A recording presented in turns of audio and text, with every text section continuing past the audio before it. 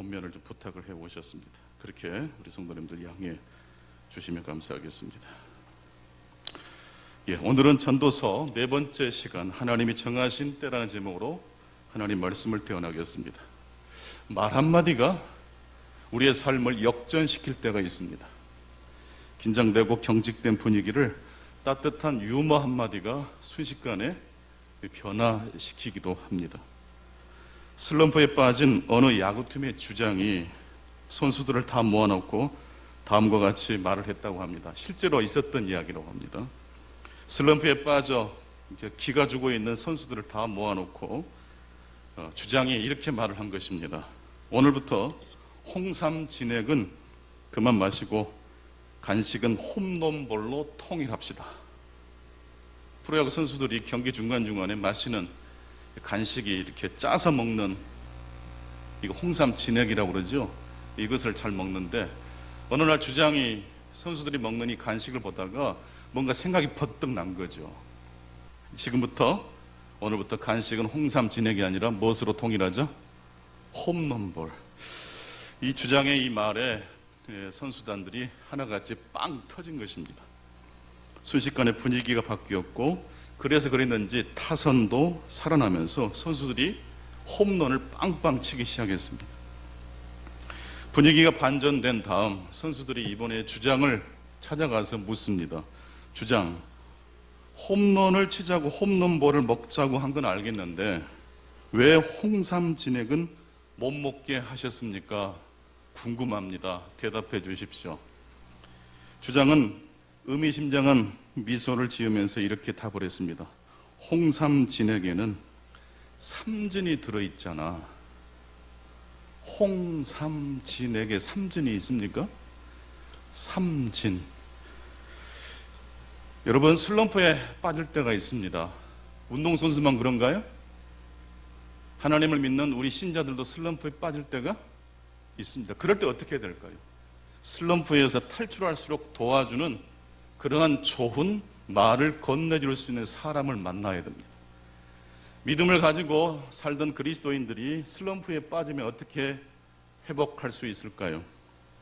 하나님의 말씀으로 돌아가야 합니다. 인간의 해답이 아닌 하나님의 말씀을 들을 때 회복이 되기 때문에 그렇습니다. 체스터턴이라는 분이 그런 말을 했습니다. 하나님의 수수께끼가 사람의 해답보다 더 만족스럽다. 하나님의 말씀이 수수께끼처럼 다 이해가 되지 않지만 그 하나님의 수수께끼처럼 들려지는 그 말씀이 인간의 어리석은 해답보다 훨씬 더 만족스러울 때가 있다는 것입니다. 시편 23편을 암송하고 성경을 필사하고 교회에서 감사 일기 쓰기 운동을 했을 때 다 이해가 되지 않지만 막 하는 거예요. 근데 어느 순간 그 일을 하다가 나도 모르게 하나님의 말씀이 임합니다. 사람들의 논리 정연한 해답보다 하나님의 말씀이 우리를 위로합니다. 디모데후서 3장 16절입니다. 모든 성경은 하나님의 감동으로 된 것으로 교훈과 책망과 바르게 함과 의로 교육하기에 유익함이에요. 여기서 하나님의 말씀이 교훈을 주시고 또 책망을 주시되 또 바르게 한다는 그런 기능이 있습니다. 하나님 말씀을 가까이 하면 온전해집니다. 바르게 함이란 다른 말로 하면 슬럼프 극복입니다. 하나님 말씀을 우리들이 가까이 하면 뭐가 극복이 된다고요? 슬럼프가 극복이 됩니다. 히브리서 4장 12절입니다. 하나님의 말씀은 살아있고 활력이 있어 좌우의 날선 어떤 것보다 예리하여 혼과 영과 및 관절과 골수를 찔러 쪼개기까지 하며 또 마음의 생각과 뜻을 판단하시나니. 하나님 말씀은 어떤 말씀입니다? 살아있고 무엇이 있는 말씀입니까? 활력이 있습니다. 우울한 마음이 조금 디프레션된 그러한 마음들이 하나님 말씀을 읽고 하나님의 말씀을 들을 때 활력을 되찾게 됩니다. 활력, 슬럼프가 극복된다는 뜻입니다. 계속 우리들이 주일날 보고 있는 이 전도서 말씀을 어떻게 한 문장으로 설명할 수 있을까 생각해 봤는데, 전도서란 다른 책이 아니더라고요. 인생의 슬럼프를 극복할 하나님의 언어가 담겨 있는 책이다. 따라서 하십시다. 인생의 슬럼프를 극복할 하나님의 언어가 담겨 있는 책. 오늘 이 말씀을 듣고 묵상하는 가운데 그러한 축복이 있게 되기를 축원합니다. 전도서의 메시지는 두 가지라고 말씀드렸습니다. 인생은 헤베리야. 어떻게 해야 합니까? 그래서 받아들여야 됩니다. 인생은 유한합니다. 바람과 같고 입김처럼 순식간에 사라집니다. 억지로 이것을 버티고 거부한다고 해서 시간을 되돌릴 수도 없고 가는 시간을 막을 수도 없습니다. 따라서 인생은 헤벨이야. 받아들여. 그렇게 인생을 헤벨로 받아들이는 자에게 하나님이 주시는 선물이 있습니다. 그것은 바로 인생은 선물이야. 받아 누릴 수 있는 은혜를 주십니다. 헛되도다라는 말로 번역된 이 헤벨이라는 단어의 본래 의미는 연기입니다. 갓 지은 밥에서 나오는 김, 혹은 추운 겨울 우리 입에서 나오는 입김처럼 금세 사라져버리는 연기가 바로 헤벨입니다. 인생이 연기라는 것을 받아들이면 인생을 선물로 누리게 됩니다. 여러분, 내일 일을 걱정하지 마십시오. 여러분, 염려한다고 해서 바꿔지는 것 있던가요? 인생은 한정된 시간을 살아갑니다. 유한합니다. 연기와 같습니다. 그래서 오늘 지금 이 순간을 하나님이 주시는 선물로 누리실 수 있기를 축복합니다. 인생은 헤벨이지만 그렇게 인생을 헤벨로 받아들이는 사람은 행복합니다. 왜냐하면 하나님께서 이 세상을 통치하고 다스린다는 것을 알기 때문입니다. 하나님께서 이 세상을 다스린다는 것을 전도서 기자는 하나님의 때가 정해져 있다라는 말로 설명하고 있습니다. 전도서 3장 1절로 8절 말씀 보게 되면 만사가 다 때가 있다고 말하고 있습니다. 여기서 말하는 때란 하나님이 정하신 때입니다. 하나님이 정하신 때가 아니면 참새 한 마리도 땅에 떨어지지 않습니다. 하나님이 정하신 때가 될 때라야 참새도 땅에 떨어집니다. 하나님이 말씀하지 않으시면 우리 인생은 유한하지만 그렇다고 해서 순식간에 하나님과 무관하게 우리의 삶이 사라지거나 없어지는 것은 아닙니다. 왜 인생이 선물이 될 수 있습니까? 그것은 하나님이 정하신 바로 이것이 있기 때문입니다. 하나님이 정하신 무엇이 있기 때문일까요? 때가 있기 때문입니다. 참새 한 마리도 하나님이 정하신 때가 아니면 땅에 떨어지지 않는다고 우리 예수님은 말씀하셨습니다. 그리스도인이란 바로 이 하나님의 때를 믿는 사람입니다. 성도 여러분, 하나님이 정하신 때가 지금도 이 세상을 통치하고 운행하고 있음을 믿으십니까?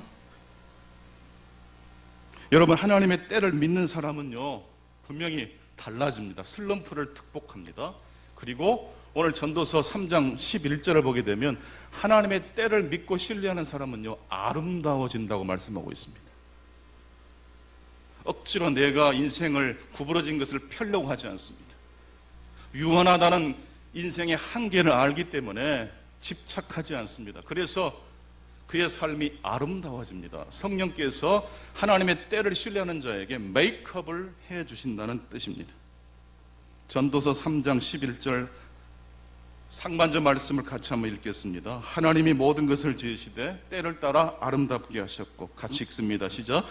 하나님이 모든 것을 지으시되 때를 따라 아름답게 하셨고, 하나님의 정하신 때를 믿고 신뢰하면 모든 피조물들은 아름다워집니다. 여러분, 젊은 사람들을 보면, 이렇게 청춘들을 보면 부러울 때가 있지 않습니까? 참 좋을 때인데. 그러나 여러분, 기독교는요, 젊기 때문에 젊은이가 아니에요. 늙었기 때문에 노인이라고 말하지 않습니다. 하나님의 때를 믿는 사람은 언제나 청춘이 될 줄로 믿습니다. 아름답습니다. 하나님의 때가 있기 때문에 아름답습니다. 하나님의 시선으로 보면, 인간의 짧은 시선으로 보면 악이고 부서진 것이고 부끄러운 것이지만, 하나님의 영원한 시점으로 보면 인생의 마이너스가 플러스가 될 때가 있습니다. 오늘 본문 전도서 3장 1절로 8절 말씀을 우리 함께 같이 읽겠습니다. 전도서 3장 1절로 8절입니다. 시작. 범사에 기한이 있고 천하만사가 때가 있나니 날 때가 있고 죽을 때가 있으며 심을 때가 있고 심은 것을 뽑을 때가 있으며, 죽을 때가 있고 치료할 때가 있으며, 헐 때가 있고 세울 때가 있으며, 울 때가 있고 웃을 때가 있으며, 슬퍼할 때가 있고 춤출 때가 있으며, 돌을 던져버릴 때가 있고 돌을 거둘 때가 있으며, 안을 때가 있고 않는 일을 멀리할 때가 있으며, 찾을 때가 있고 잃을 때가 있으며, 지킬 때가 있고 버릴 때가 있으며, 찢을 때가 있고 꿰맬 때가 있으며, 잠잠할 때가 있고 말할 때가 있으며, 사랑할 때가 있고 미워할 때가 있으며, 전쟁할 때가 있고 평화할 때가 있느니라. 여러분, 이 말씀 속에 전도서의 핵심 메시지가 담겨 있습니다. 성경 전체의 핵심 사상이 이 말씀 속에 담겨 있습니다. 잠언의 지혜는 인과응보의 지혜입니다. 예측 가능합니다. 뿌린 대로 거두는 인과응보의 법칙. 그래서 부자는요, 어떤 사람일까요? 심은 대로 거둔 사람이에요. 장수한 사람은요, 하나님께 신실한 삶을, 충성을 바쳤기 때문에 하나님이 주신 복을 누리는 사람입니다. 잠언의 복은 장수와 생명과 사업이 번창해지는 것입니다. 하지만 그렇다고 해서 이 잠언의 지혜가 항상 기계적으로 어떤 상황에서도 틀림없이 적용되는 것은 아닙니다. 예를 들어 욥은 동방의 의인이었다고 말을 합니다. 이것은 욥이 평가한 게 아니에요. 스스로 하나님께서 그렇게 평가하셨습니다. 심은 대로 거두는 법칙에 의하면 욥은 고난이 와야 합니까? 하나님의 축복만 있어야 됩니까? 그렇죠. 그런데 선을 심었지만 결과적으로는 욥의 가정에 무엇이 찾아왔어요? 고난이 찾아왔어요. 사업도 다 망해버렸고 자녀들도 자연재난으로 다 희생되고 말았습니다. 부부관계도 어긋났어요. 빈털터리가 됐어요. 욥의 몸도 그냥 피부병이 온 몸을 뒤덮여가지고 기왓장으로 몸을 긁지 않고서는 잠을 잘 수가 없을 정도였어요. 욥의 친구들은 욥의 그 결과의 모습을 보고 회개해라고 했지 않습니까? 죄를 지었으니까 그런 일을 경험한다는 것입니다. 하지만 욥은 죄를 지어서 그런 고난을 겪은 것이 아닙니다. 선을 뿌렸어요. 인과응보 법칙에 의하면 욥은 행복과 장수와 산업의 축복을 받아야 됩니다. 욥기는 우리에게 이것을 말해줍니다. 인과응보의 법칙이 하나님의 통치하시는 법칙임에 틀림이 없지만 그 법칙이 언제나 누구에게나 어떤 순간에도 똑같이 적용되는 것은 아니라는 말씀입니다. 그런데 이 전도서 말씀은 잠언과 욥기를 조금 더 넘어 하나님의 특별한 은총과 지혜를 우리에게 이야기합니다. 전도자는 태어나는 것과 죽는 것을 나란히 병치시킵니다. 잠언의 관점에 의하면 죽는 게 좋습니까? 태어난 게 좋습니까? 너무 오래 생각하면 안 됩니다. 생명이 좋습니까? 파괴가 좋습니까? 장수가 좋습니까? 병에 걸린 것이 좋습니까? 누가 물어봐도 생명과 열매와 건강의 복이 좋지 않습니까? 그런데 전도서 기자는 태어날 때가 있고 뭐 할 때가 있어요? 죽을 때가 있어요. 어떤 것이 더 좋다고 말하지 않아요. 둘 중 하나를 선택하지 않고 이 두 가지를 나란히 병치시켜 놓고만 있어요. 심을 때가 있으면 심은 것을 뭐 할 때가 있어요? 뽑을 때가 있고, 죽일 때가 있으면 치료할 때가 있어요. 회복되는 것이 좋지 병에 걸린 것이 어떻게 좋을 수 있겠어요? 어느 것이 더 좋다라고 잠언 기자 같으면 말을 했을 것인데 전도서 기자는 이것도 저것도 둘 중 하나를 선택하는 것이 아니라 둘 다 하나님의 때의 관점에서 보면, 영혼의 관점에서 보면 필요한 것이다라고 말하고 있습니다. 죽임과 치료, 울음과 웃음, 사랑과 미움, 전쟁과 평화. 잠언의 지혜의 관점에서 보면 치료와 웃음과 미움과 평화가 훨씬 더 좋은 것이지만 전도자는 어떤 것이 더 좋고 어떤 것이 더 좋지 않다라고 구분짓지 않습니다. 전도자는 좋고 나쁨이 문제가 아니라 이것은 하나님의 때의 관점에서 보면 다 필요할 수 있다라고 말하고 있습니다. 던져야 될 때가 있고 던지지 말아야 될 때가 있습니다. 말을 해야 될 때가 있고 말이 필요 없이 침묵해야 될 때가 있습니다. 말하는 것이 좋습니까? 침묵하는 것이 좋습니까? 이럴 땐 이렇게 하는 게 좋고 저럴 땐 저렇게 하는 것이 좋습니다. 때에 맞게 행동하는 것이 아름다운 하나님의 복인 줄로 믿습니다. 하나님이 정하신 때에 따라서 이 피조 세계가 우리 인생들이 움직인다면 바로 그것이 하나님이 말씀하시는 축복 중의 축복입니다. 하나님이 정하신 때의 시각으로 보면 그 어떤 것도 아름답지 않은 것이 없습니다. 그래서 전도서 기자는 생명은 축복이고 죽음은 저주라는 공식으로 말하지 않습니다. 질병은 하나님께 벌을 받은 것이고 치료는 하나님의 축복이라는 개념은 전도서에서 무참히 깨뜨려집니다. 태어나는 것은 축복이고 그렇다고 해서 죽는 것이 저주는 아닙니다.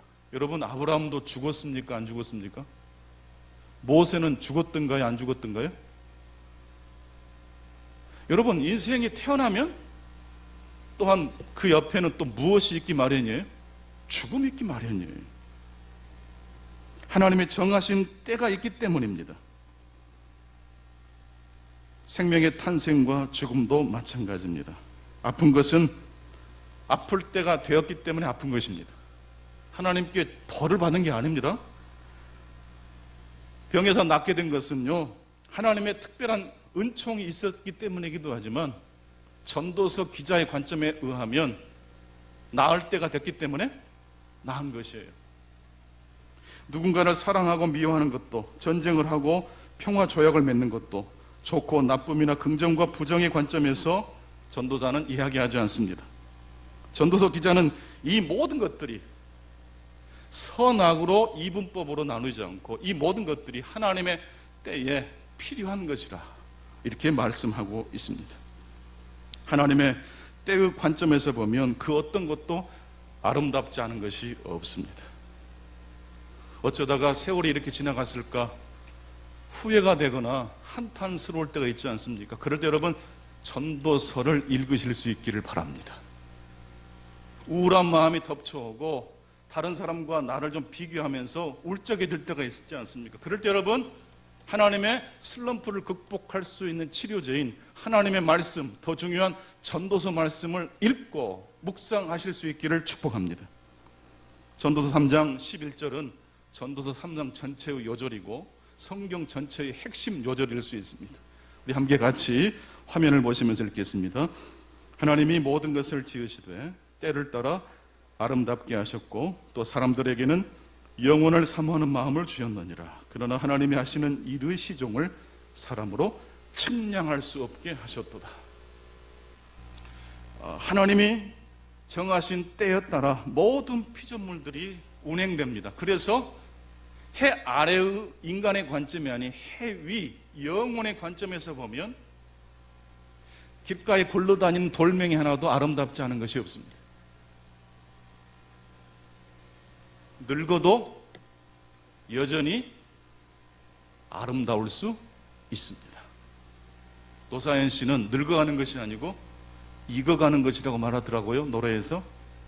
맞아요. 우리는 늙어가는 게 아니라 익어가는 거예요.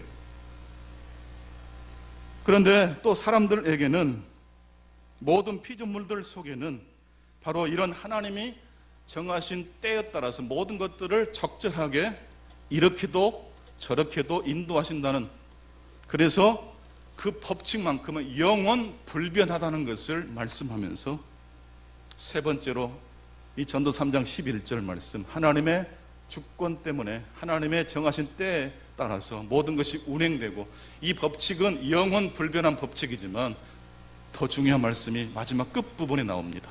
사람은, 헤벨인 유한한 인간은 하나님의 그 시작과 끝, 하나님의 일을 아름답게 이 세상을 통치하시는 그 온전하신 하나님의 일하심을 알 수 있습니까? 없습니까? 알 수 없어요. 왜 모를까요? 우리는 유한하기 때문이에요. 하나님은 영원하신 분이에요. 우리는 순간의 관점에서 이게 나에게 필요한 것이냐 불편한 것이냐, 왜 나에게 이러한 골치 아픈 일이 생겼는가, 너무 짧은 시각으로 보니까 화가 나고 불평합니다. 이게 나에게 필요하기 때문에 하나님이 허락해 주신 것일 수도 있는데 그 생각을 미처 못하고 당장 불편하고 당장 쓸모없다는 생각 때문에 후회하고 자신을 자책할 수 있습니다. 그래서 전도서 기자는 사람은 하나님의 시종을, 하나님의 하시는 일의 시작과 끝을 알 수 있어요, 없어요? 어떤 탁월한 믿음을 가진 사람도 하나님의 일하심의 시작과 끝을 다 알 수 있어요, 없어요? 왜요? 왜 모를까요? 인격이 부족해서, 믿음이 부족해서가 아니고 인간이 어떤 존재이기 때문입니까? 해별이기 때문입니다. 인간은 유한하기 때문입니다.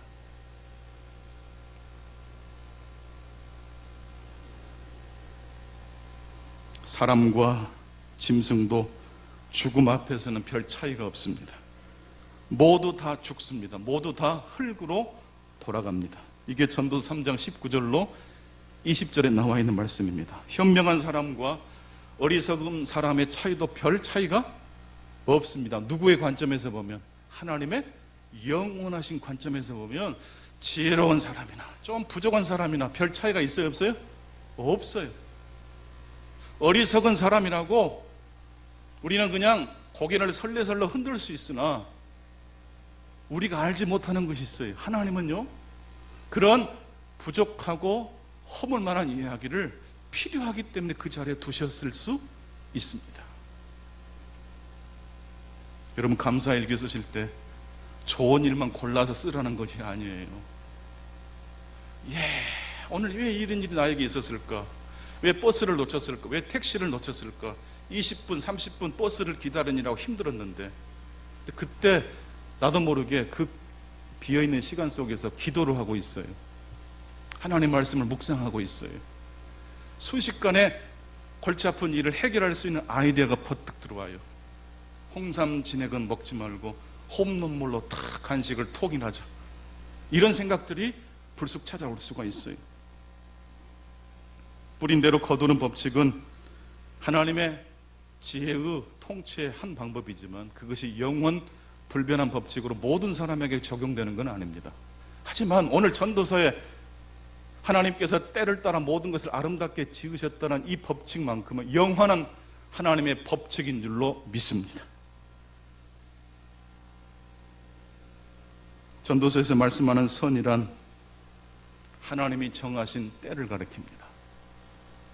내가 보기에 아름다운 것이 아니고 하나님 보시기에 아름다운 관점을 이제는 좀 찾아서 헤아려 나가실 수 있는 저와 여러분 되실 수 있기를 축원합니다.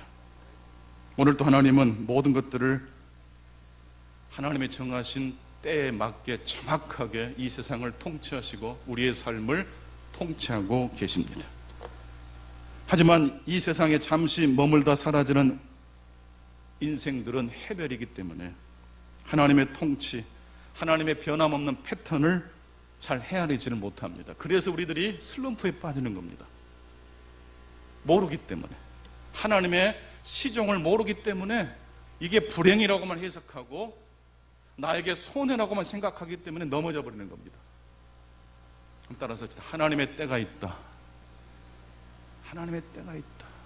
하나님의 정하신 때의 법칙은 영원 불변한 법칙이고, 그 시선으로 이 세상을 바라보면 코로나19가 이 전 지구를 덮었지만 그 와중에도 하나님이 통치하시고 운행하시는 절묘한 신비로운 법칙이 이 세상을 통치하고 있다는 사실을 또한 기억하실 수 있기를 바랍니다. 그럼에도 불구하고 여러분, 생명이 좋습니까? 죽음이 좋습니까? 솔직히 말해 보십시다. 생명, 건강, 부요, 평화, 화목은 참 좋은 것 아닙니까? 반대로 죽음, 질병, 가난, 다툼, 미움은 좀 우리의 마음을 불편하게 합니다. 하지만 여러분, 기억하십시오. 하나님의 때의 관점, 영혼의 관점에서 그 모든 것들을 바라보면 좋은 것도 좋지 않은 것도 무엇에 불과할까요? 헤벨, 찰나에 불과합니다. 여러분, 미장원에 가셔서 이렇게 머리를 만지시면 며칠 동안은 행복하시지 않습니까? 자전거 한 대를 사고 새로 자동차를 바꿔도 얼마나 행복한지 몰라요. 집을 어렵게 장만해 보십시오. 그 기쁨은 이루 말할 수가 없습니다. 근데 그 기쁨이 영원하죠? 순간입니다. 헤벨입니다. 입에서 차가운 공기를 마실 때 나오는 입김처럼 바람과 같은 것입니다. 물질의 손해를 좀 입으셨습니까? 여러분이 당초 계획했던 어떤 계획에 차질이 생기셨습니까? 불편하고 화가 나시겠지만 전도서 말씀을 통해서 하나님이 우리에게 말씀하십니다. 하나님의 정하신 때의 관점에서 보면 모든 것들이 아름답다라고 말씀하고 계십니다. 만물에 대한 하나님의 때는 영원 불변한 법칙입니다. 하지만 유한한 인간은 그 하나님의 시작과 끝을 잘 알 수 없습니다. 여러분, 안다는 것이 축복이지만 동시에 내가 알지 못하는 것을 아는 것도 축복 중의 축복입니다. 자신의 한계를 아는 사람, 아름다운 사람이 될 것입니다.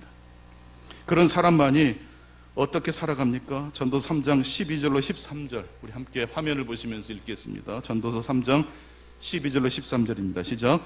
사람들이 사는 동안에 기뻐하며 선을 행하는 것보다 더 나은 것이 없는 줄을 내가 알았고, 사람마다 먹고 마시는 것과 수고함으로 낙을 누리는 그것이 하나님의 선물인 줄도 또한 알았도다. 인생의 헤벨이라는 사실, 하나님의 변함없는 이 세상을 통치하는 법칙, 하나님의 때를 신뢰하지만 그 하나님의 일하심의 시작과 끝을 다 헤아리지 못한다는 사실을 인정하는 사람이 하나님이 주신 일상의 삶을 선물로 누릴 수 있습니다. 좋을 때도 감사요. 조금 일이 그르쳐졌을 때도 뭐 할 수 있어요? 그리 아니하실지라도 다니엘의 세 친구처럼 감사하시는 저와 여러분 되시기를 축복합니다. 여러분, 전도서에서는 하나님의 심판에 대한 말씀이 나옵니다.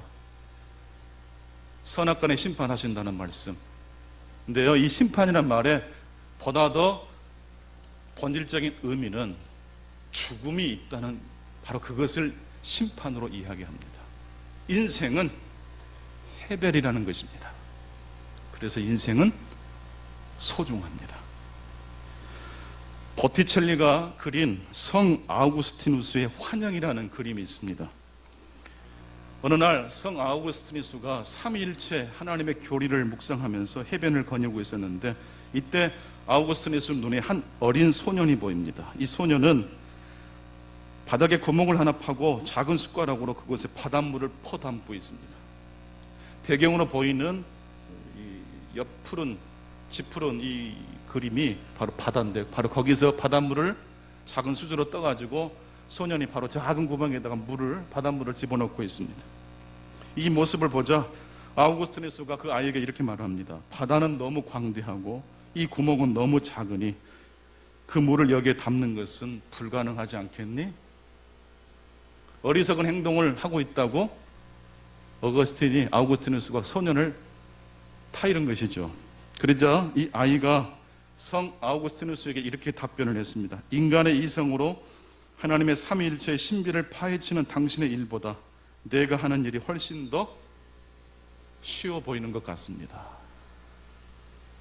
바닷물을 옮겨서 구덩이에 다 담을 수 없는 것은 누구나 다 하는 일이죠. 그러나 그 어린 소년보다 더 어리석은 행동을 했던 사람이 누구라고요? 아우구스티누스예요. 하나님의 삼위일체의 신비한 교리를 인간의 이성으로 다 해결하려고 했던 아우구스티누스가 이 소년의 이야기를 통해서 자신을 돌아본 바로 그 이야기를 화가가 그림으로 그린 것입니다. 성도 여러분, 복음은 하나님의 일하심은 신비입니다. 우리가 다 헤아리지 못합니다. 그것을 알 때 오히려 하나님이 주시는 축복과 선물을 누릴 수 있습니다. 갈라디아서 4장 4절의 말씀입니다. 때가 참에 하나님이 그 아들을 보내서 여자에게 나게 하시고 율법 아래에 나게 하신 것은 율법 아래에 있는 자를 속량하시고 우리로 아들의 명분을 얻게 하려 하십니다. 때가 참에 하나님께서 독생자 예수 그리스도를 이 땅에 우리에게 보내주셨습니다. 그 예수님은 우리를 위하여 십자가에 달려 죽으시고 사흘 만에 부활하셨습니다. 이것이 기독교입니다. 근데 여러분, 이 예수님의 십자가는요, 어떤 곳에 위치했습니까?